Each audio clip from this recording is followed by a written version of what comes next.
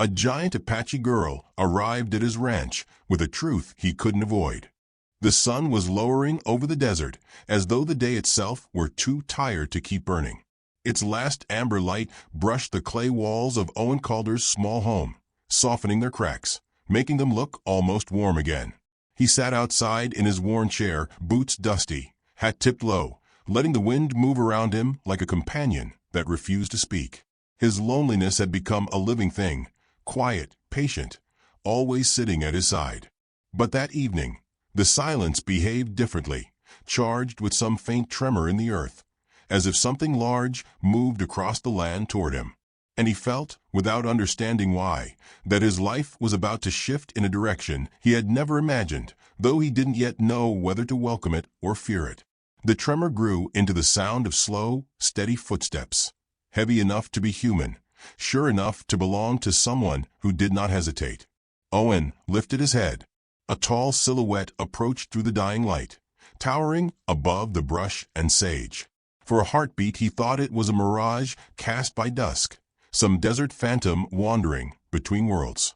But then the shape resolved into a woman, a giant Apache woman walking straight toward his clay home with her chin raised, her stride unbroken.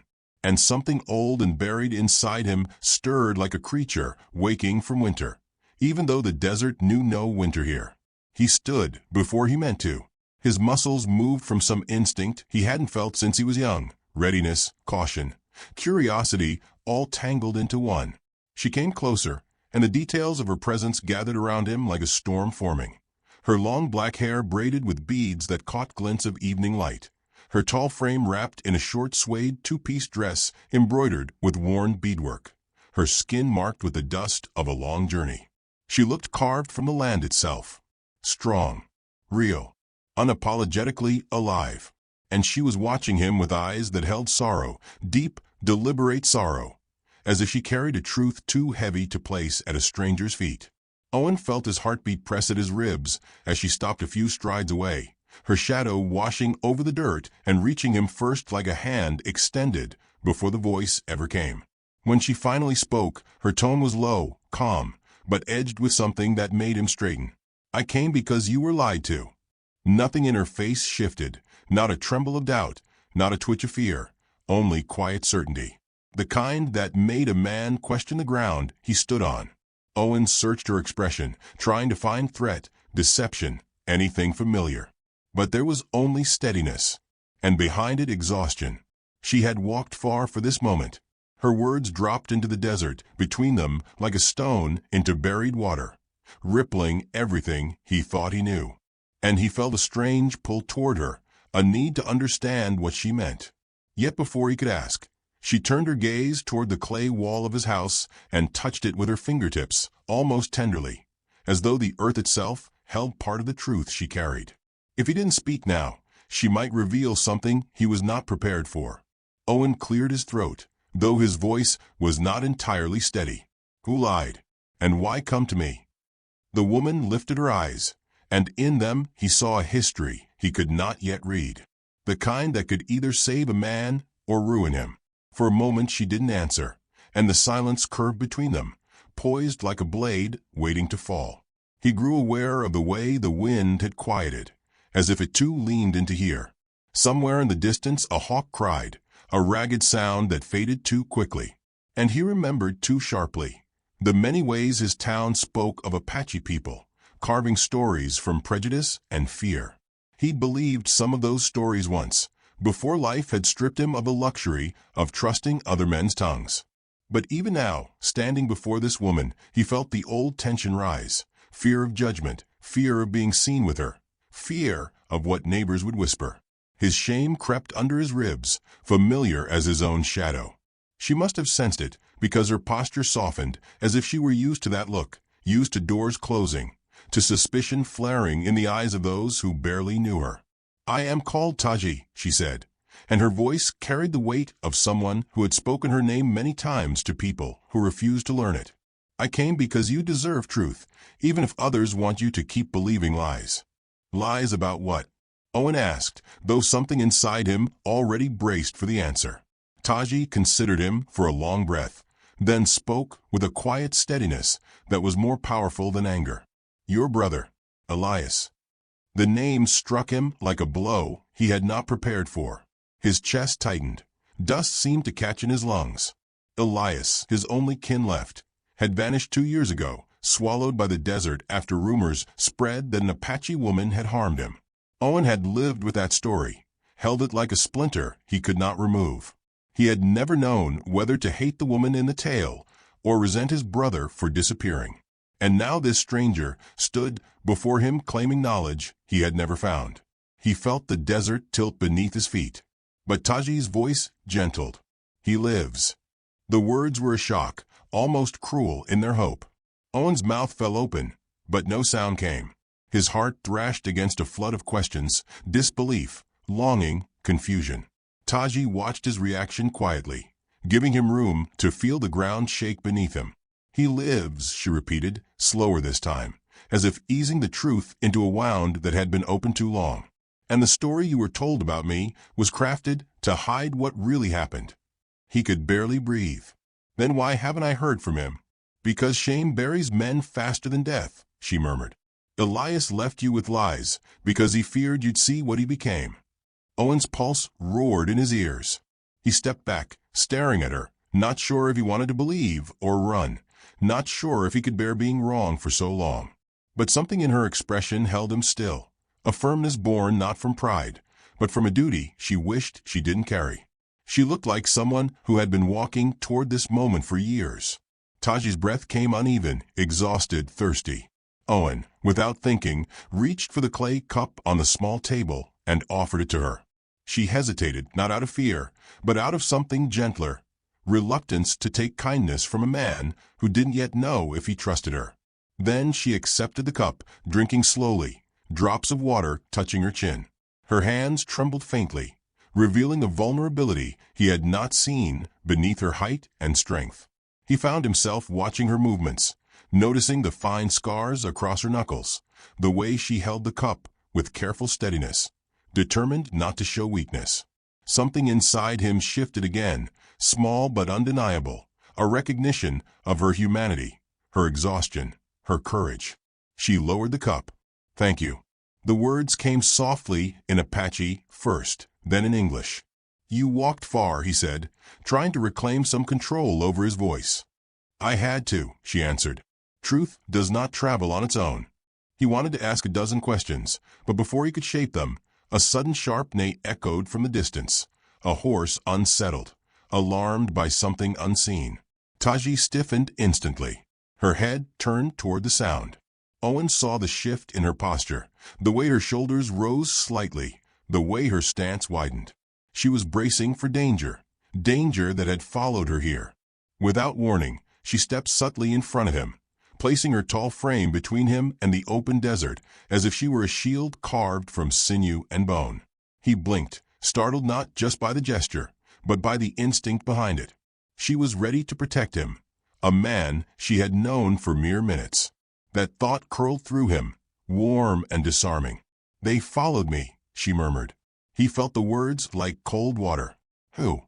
"Men who do not want you to know the truth I bring," she said, voice low. "Men who blame me for what they themselves have done." The wind carried her words away too quickly, as if the desert wanted them hidden. Owen swallowed hard, sensing the weight of what she hadn't said. She was hunted. And by allowing her near his home, he might already be part of something larger than both of them. He felt the urge to pull back, to protect what little peace he had, but the urge fought with something deeper: curiosity, compassion, and the fragile beginnings of trust. Taji glanced at him, reading the turmoil in his silence.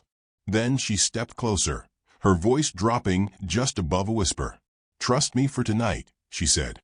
"Tomorrow, you may decide anything you wish. But tonight, you must let me stay." Her words settled on him like a soft hand over a wound, gentle, terrifying, unexpectedly hopeful.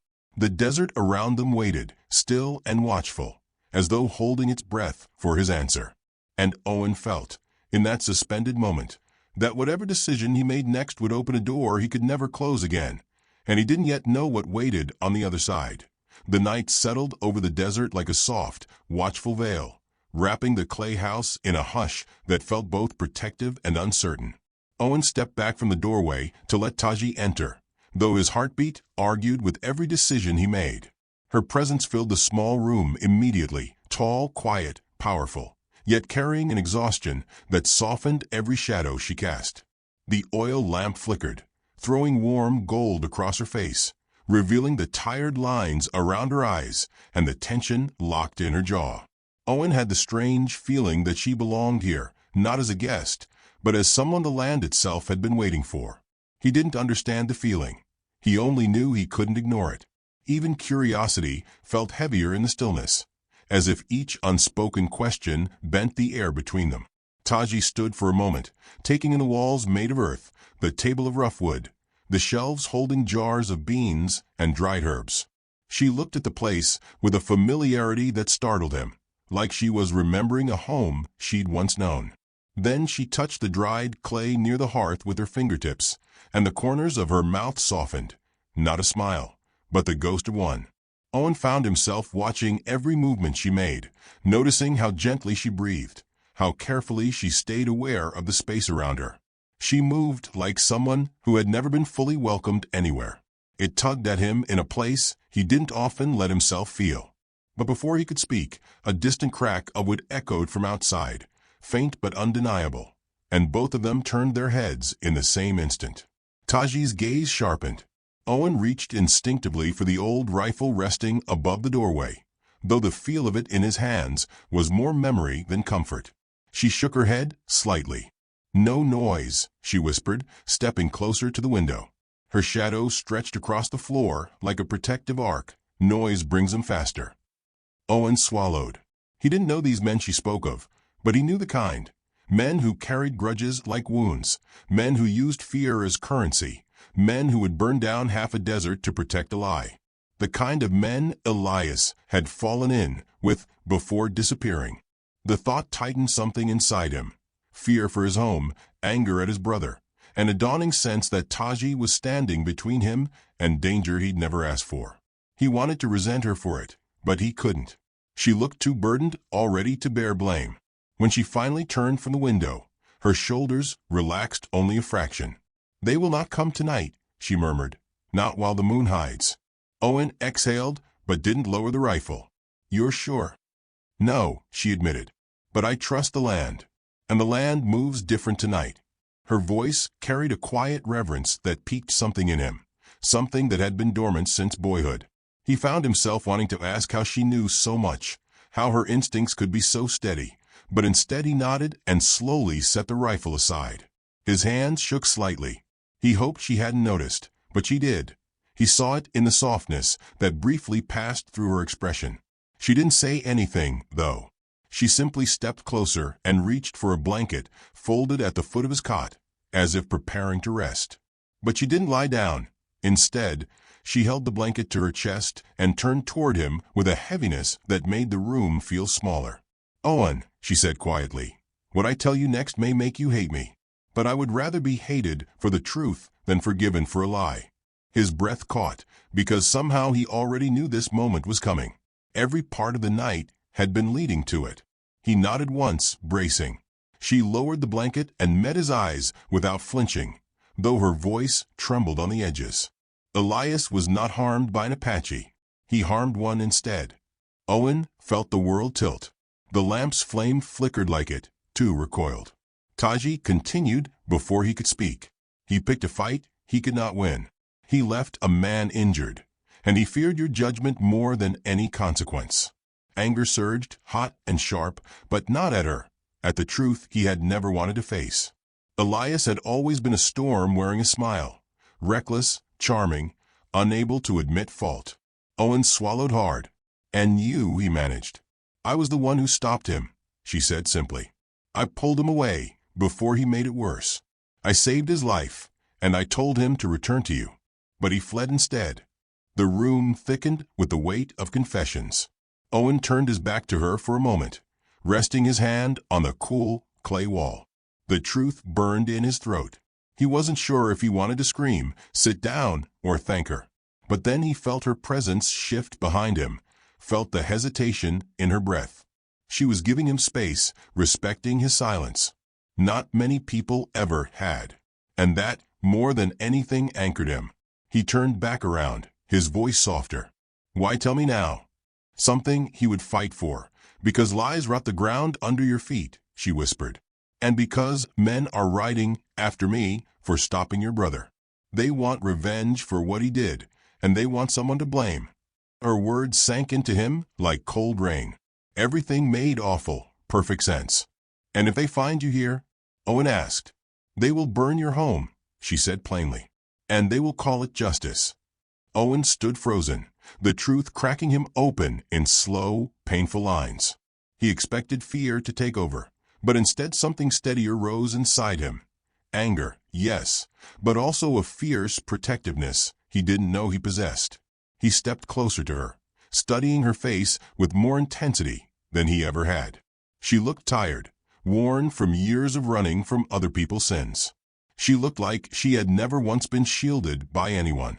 That thought tightened his chest in a way he didn't expect. He realized then that she wasn't just delivering truth. She was risking her life for it. And for him. "Taji," he said, voice rough, "you could have left this all behind. Why come to me at all?" Her breath caught, just slightly, before she answered.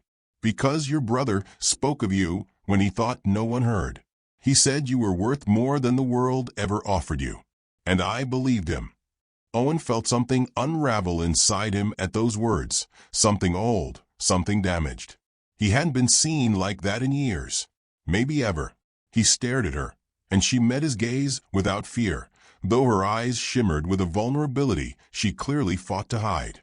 Their silence stretched, warm and charged, until a sudden thud outside snapped it in half. A horse's hooves. Close. Too close. Taji stiffened again. She grabbed the edge of the table, her knuckles widening. Owen reached instinctively for the lamp and blew it out, plunging the room into darkness. The moon hid behind clouds, casting only faint silver through the window. In the dimness, he could hear Taji's breath, measured, steady, waiting.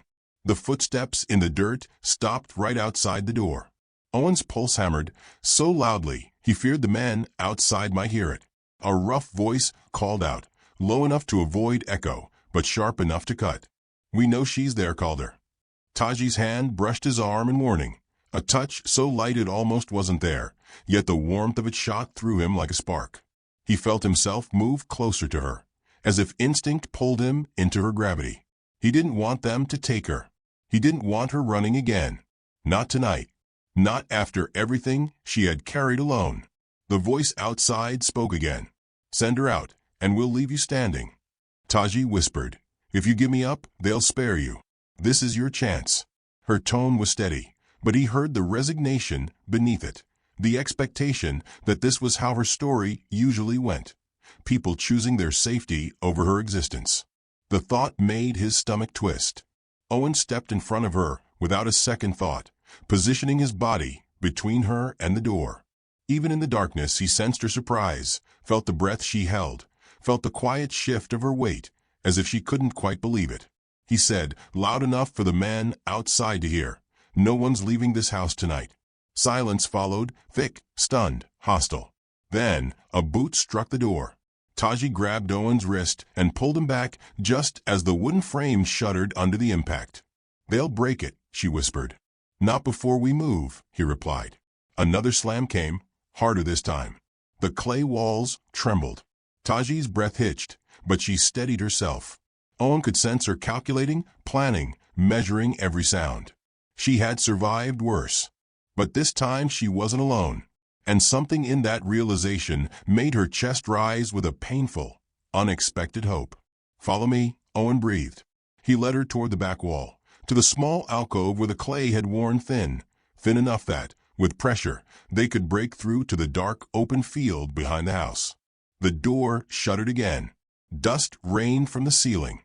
Taji pressed her palms to the weak clay, her strength gathering in her arms, her eyes burning with determination. Owen pressed beside her, their shoulders touching. He shared, breaths aligned. The wood at the front cracked. A final warning. Taji whispered, "We run together." Owen nodded. Together. With a force that shook the room, they pushed, the clay giving way just as the front door burst open behind them, angry voices flooding the house like fire. And in the split second before they slipped into the night, Owen glanced at Taji and saw, for the first time, not a stranger, not a burden, but the beginning of something that could change the course of both their lives. Something he wasn't ready to lose.